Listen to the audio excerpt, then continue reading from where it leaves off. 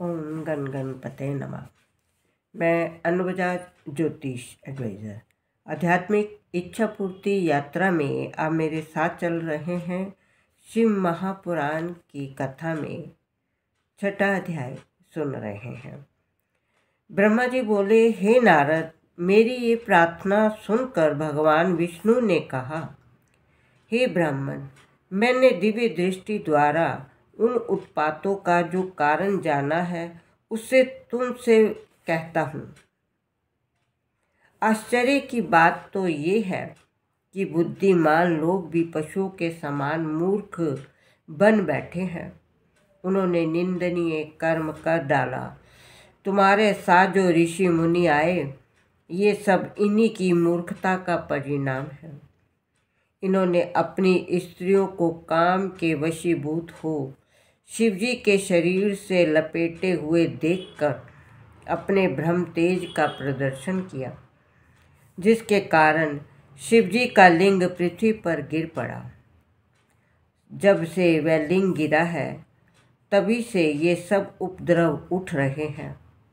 अब हमको उचित है कि हम सब भगवान सदाशिव की शरण में चलें और उनसे क्रोध शांत करने के लिए प्रार्थना करें। जब तक वे अपने लिंग को पुनः धारण नहीं कर लेते, तब तक किसी को चैन नहीं मिलेगा। इतना ही नहीं, यदि इस कार्य में अधिक विलंब हुआ तो सर्वत्र प्रलय का दृश्य उपस्थित हो जाएगा। इतना कहकर विष्णु जी हम सबको साथ लेकर शिव जी के पास पहुँचे और उनकी अनेक प्रकार से स्तुति करते हुए इस प्रकार कहने लगे, हे प्रभु, आप हमारे ऊपर कृपा करके अपने लिंग को पुनः धारण करें। विष्णु जी की ये प्रार्थना सुनकर शिव जी ने अत्यंत लज्जित हो कर कहा, हे विष्णु, इससे इन मुनियों तथा देवताओं का कोई दोष नहीं। ये चरित्र तो हमने अपनी इच्छा से किया है।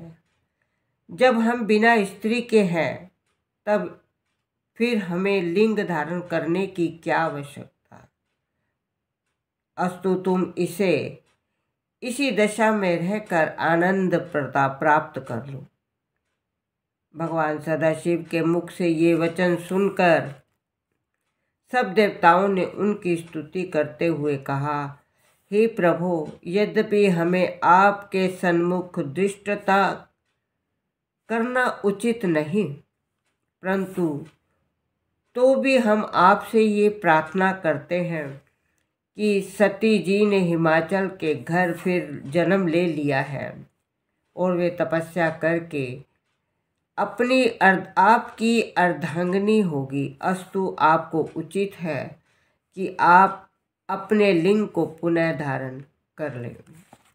आगे की कथा सुनने के लिए आप मेरा अगला वीडियो देखिए। ओम नमः शिवाय।